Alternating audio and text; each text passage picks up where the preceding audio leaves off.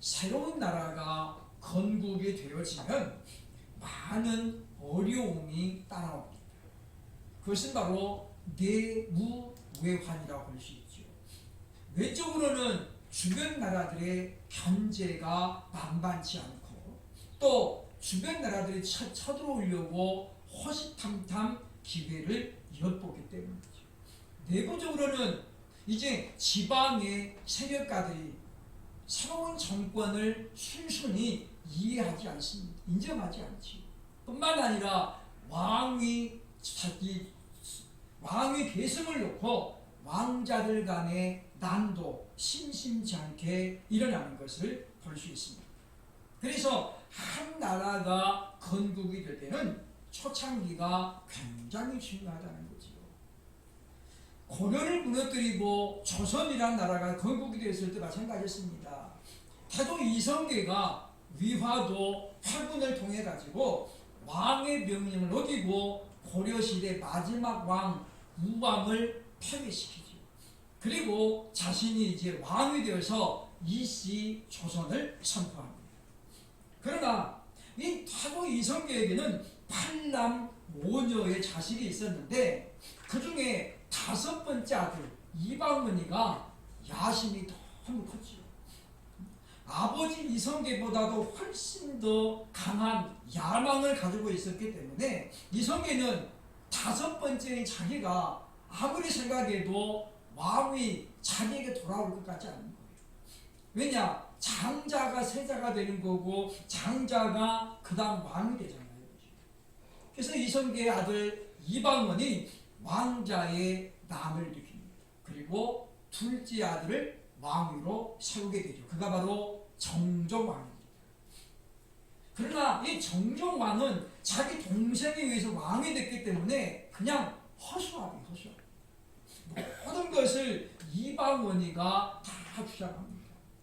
화가 난 태조 이성계의 아버지는 궁궐을 버리고 이제 함흥 땅으로 이사가죠. 그래도 너 마음대로 해봐라. 꼴도 보기 싫다.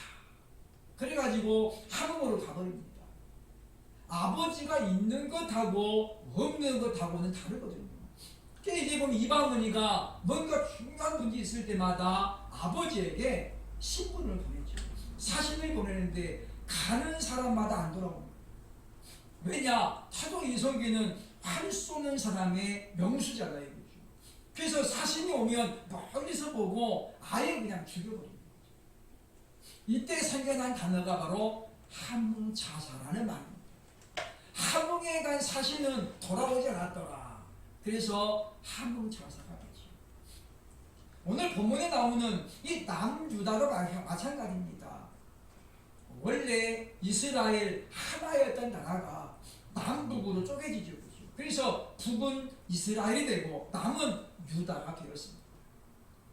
북이스라엘 왕 여로보암은 호시탐탐 남유다를 노립니다.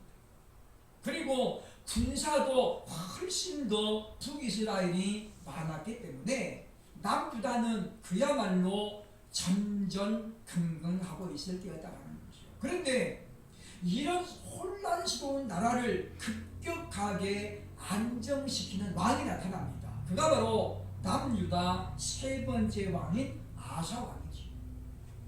나라가 혼란스럽고 북이스라엘이 계속해서 쳐들어와가지고 몇 개의 성을 빼앗아가는 이런 상황 속에서 왕이 된 아사 왕은 빠르게 그리고 국정을 갖다가 장악하게 되고 왕권을 강화시킵니다.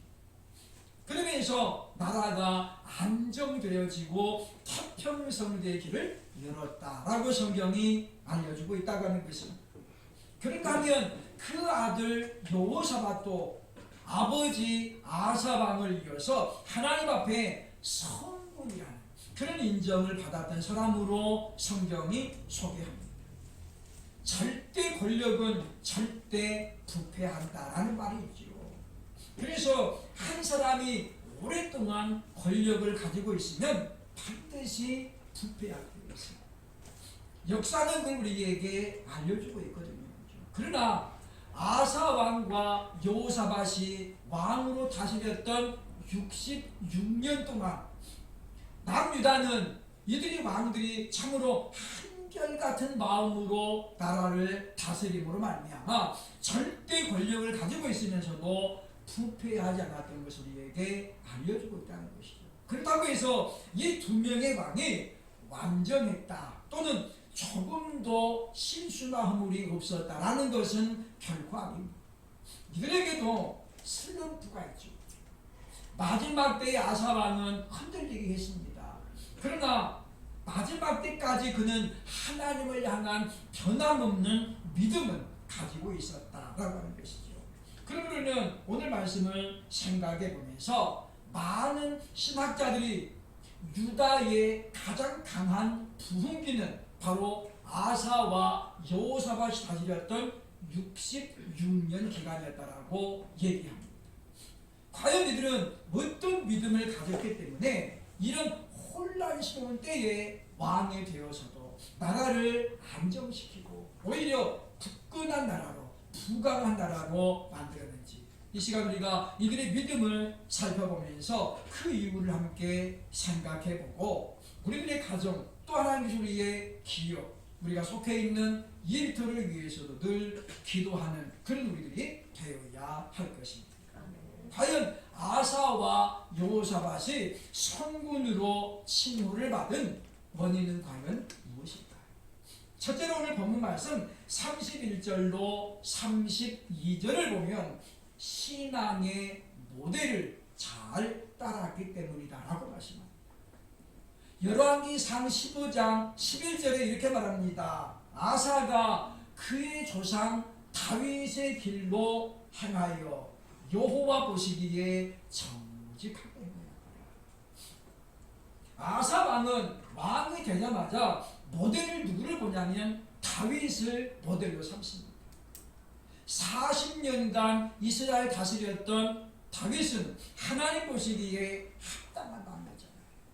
그래서 아사 왕은 다윗을 모델로 삼고 다윗의 길을 행하려고 애썼다라고 하는 거죠.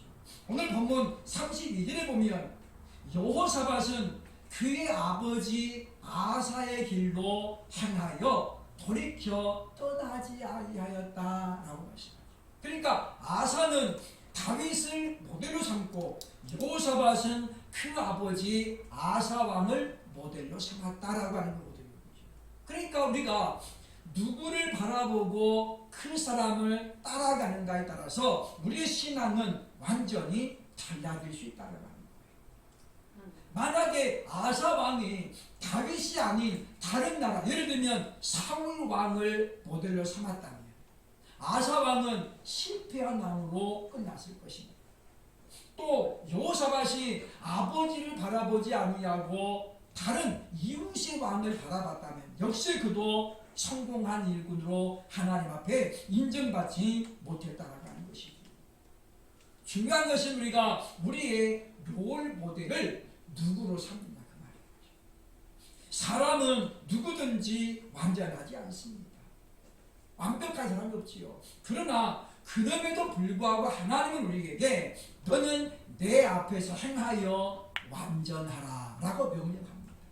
창세기 17장 5절에 하나님께서 이 아브라함의 이름을 아브람에서 아브라함으로 고쳐주시면서 하는 말이 무엇입니까? 너는 내 앞에서 행하여 완전하라.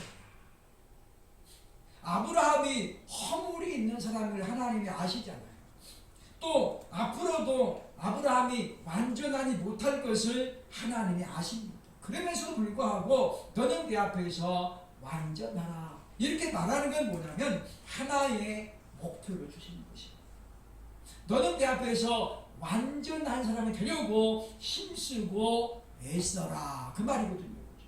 그래서 우리가 꿈을 꿔야 그 꿈을 바라보고 달려가다 보면 조금씩 이제 한계에 이를지라도 그 꿈의 근사치에 도달할 수 있게 된다는 것입니다. 그러므로 우리는 먼저 우리가 내 주변에 정말 내가 모델로 삼을 만한 신앙인이 누가 있는가 봐야 되겠다는 것이죠. 중요한 것은 우리가 사람을 모델로 삼는 것은 그렇게 지혜로운 현상이 아니다라고 하는 것입니다.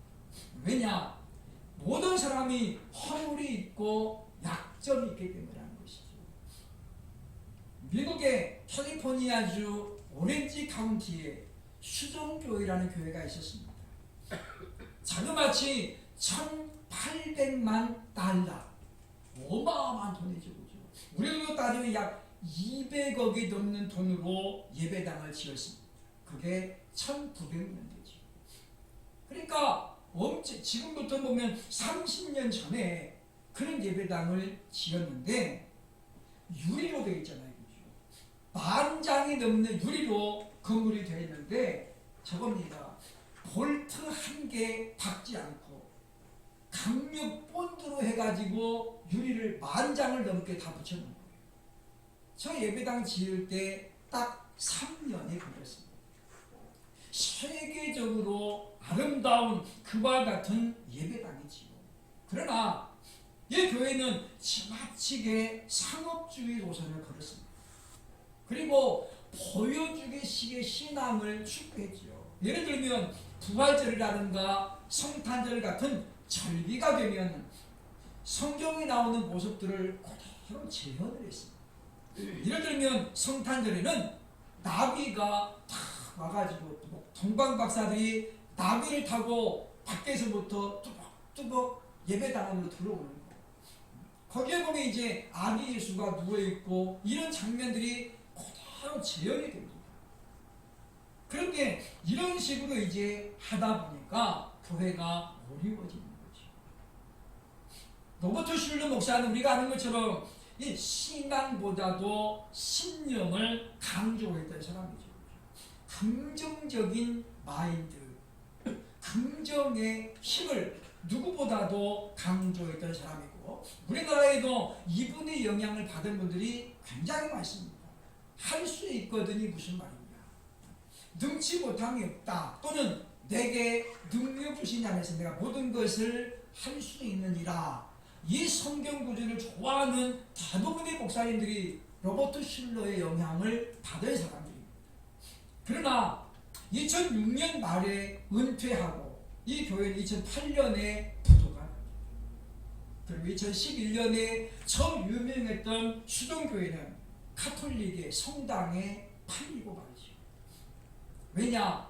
빚이 들고 연 1년에 약 3,000달러의 헌금이 들어오는 것이 로버트 슐러 목사님 은퇴하면서 반토막이 나는 거예요. 결국에 이제 부도를 맞고 성당에 매각이 됐습니다만은 저 교회가 넘어갈 때 5,750억 달러, 5천억이 넘는 금액에 팔려나갔어요.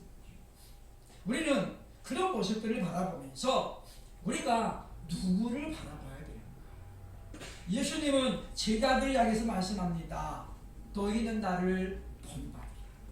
바울도 그런 말이죠. 내가 그리스도 예수를 본받는 자 된 것 같이 너희는 나를 본받으라. 아사 왕은 하나님의 사람 다윗을 바라보았고 여호사밧은 자기 아버지 아사를 바라보면서 일생 바로 아버지의 길에서 떠나지 않았기 때문에 힘쓰고 애쓰는 가운데 왕으로서 위치를 지켰기 때문에 성경은 바로 이 두 사람이 하나님 보시기에 성분이었다. 그렇게 평가하고 있는 것은 기억을 해야 될 것입니다. 그러므로 우리는 오직 예수 그리스도를 모델로 삼는 저와 여러분 되시기를 축원합니다. 사람은 넘어질 수 있고 단점이 있거든. 보이지 않지만은 마지막 때에 드러납니다. 그러므로 우리가 사람보다도 성경에 기록된 예수님을 늘 모델로 삼아야 되겠다는 거죠. 두 번째, 이들이 성군으로 인정받은 까닭은 무엇입니까? 오늘 보면 32절을 보면 하나님 보시기에 정직했기 때문이다라고 말씀하죠. 다윗과 아사 그리고 여호사밧의 신앙적 공통점이 있습니다. 그건 바로 하나님 앞에 정직했다는 거죠. 이들은 자신이 어떤 허물이 생기고 죄를 지을 때에 변명하지 않았습니다. 다윗이 우리아의 아내 밧세바를 범하고 그 일이 탄로가 나잖아요. 그때 다윗은 변명 그리고 싹 엎드려가지고 잘못했습니다. 하나님 앞에 고백하잖아요. 얼마든지 당시의 상황으로 보면 변명할 수 있습니다. 왜냐? 왕이잖아요. 또 주변의 나라 왕들도 얼마든지 그럴 수 있었거든요. 그러나 다윗은 왜 변명하지 않습니까? 그들은 하나님 앞에 합당한 자가 아니었잖아요. 그러나 다윗은 하나님께서 내가 너를 보니 너는 내 마음에 합한 자다, 그렇게 칭찬했잖아요. 우리가 늘 생각할 것이 있습니다. 남들이 하니까 나도 하지 뭐. 그런데 생각해야 되겠죠. 남들도 나와 같이 예수 믿는 사람입니다. 저들도 나와 같이 지금 직분을 가지고 있는 사람들인가 먼저 생각해야 되고, 그 다음에는 무엇입니까? 그 다음에는 과연 이것이 하나님 보시기에 합당한 것인가를 봐야 된다는 것이죠. 그러므로 하나님은 우리가 무흠하기를 원하지 않습니다. 물론 우리가 흠이 없기를 바라시죠. 그러나 그것은 어디까지나 희망이 사합니다. 성경에는 단 한 명도 하나님 보시기에 자기의 행위로 의롭다라고 인정받는 사람이 아무도 없잖아요.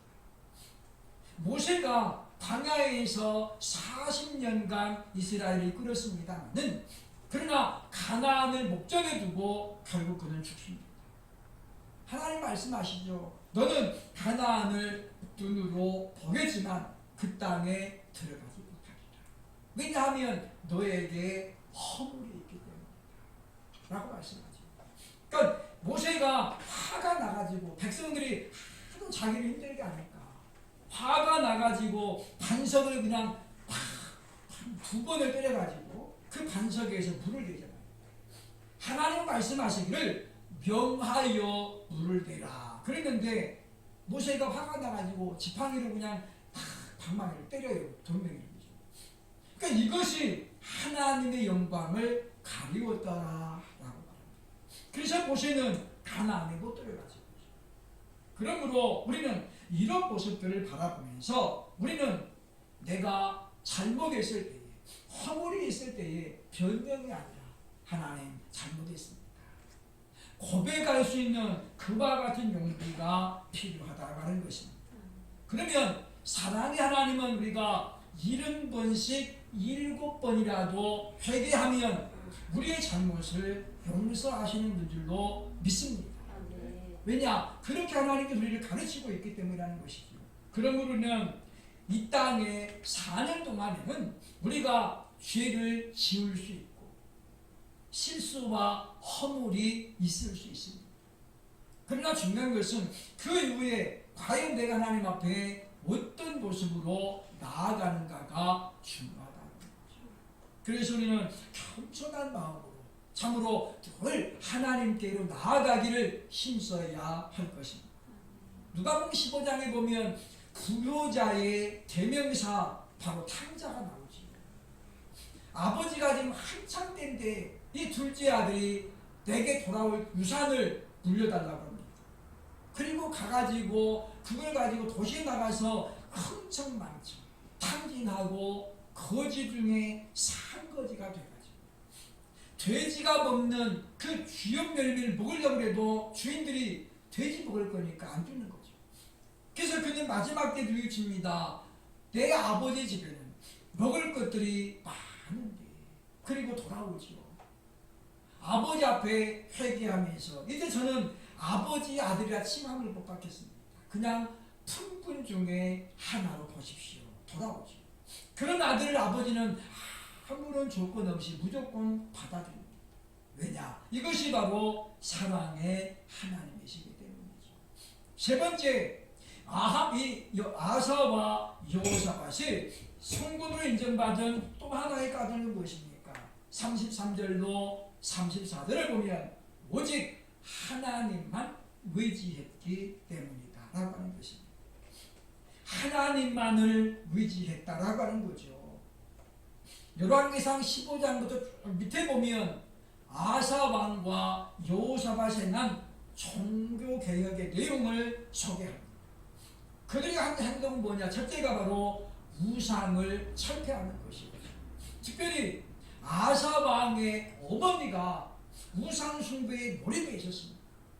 그래서 그는 자기 어머니의 화물을 폐위시켜버리죠.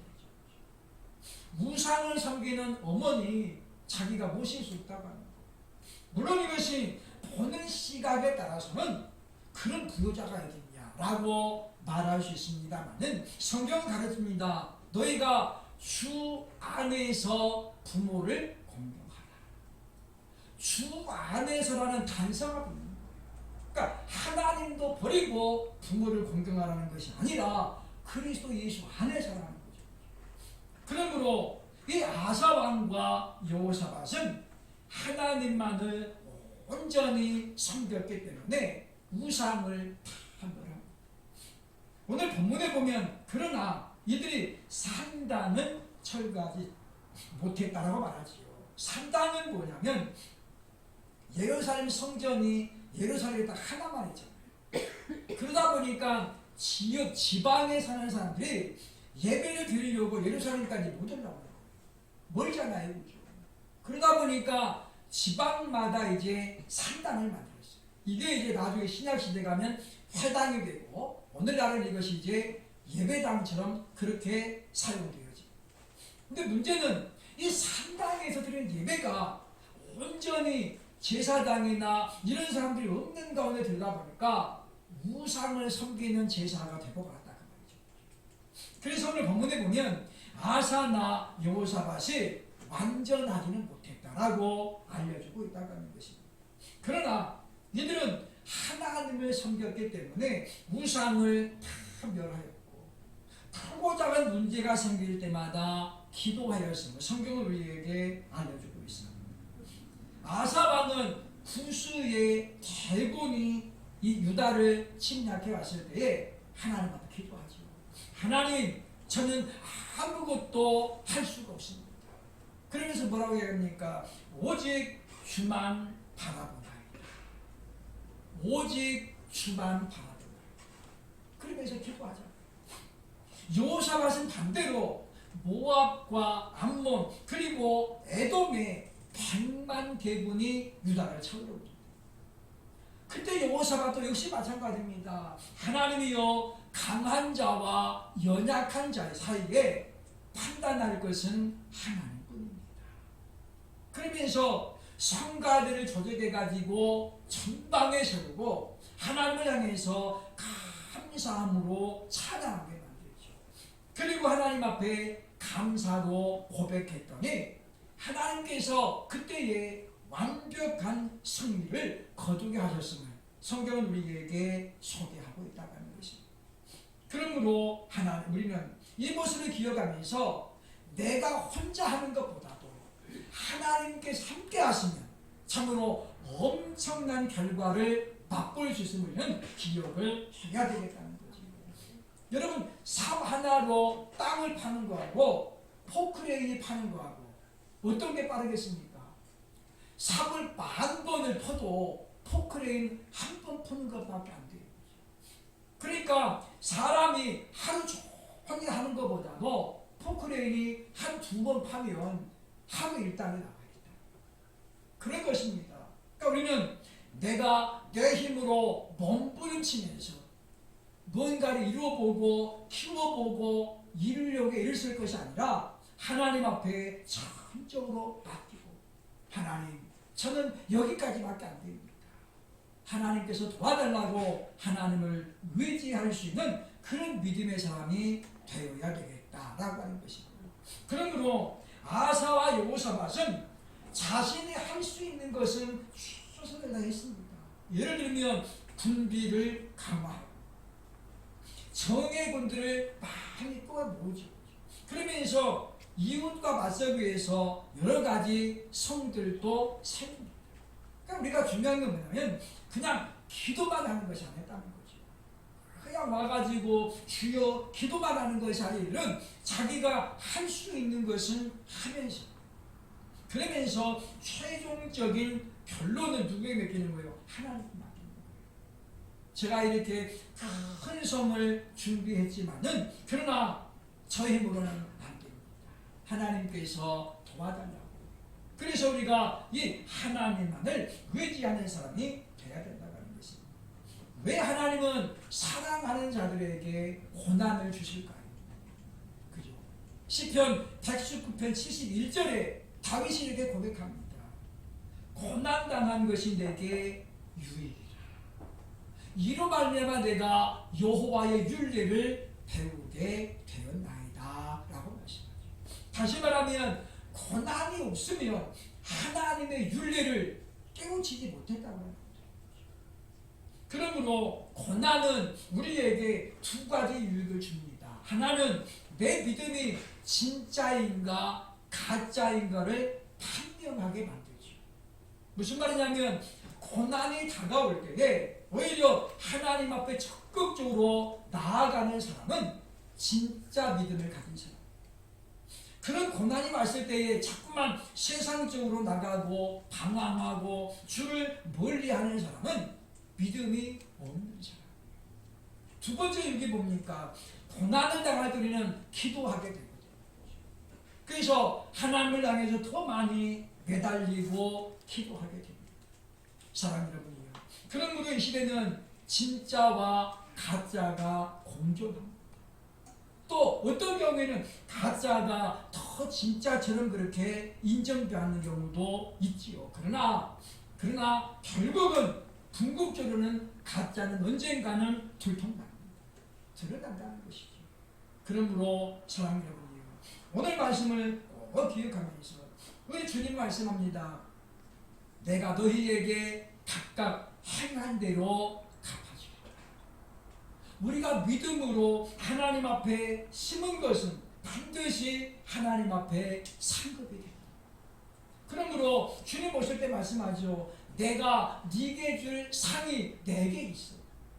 각 사람에게 일한 대로 갚아주리라.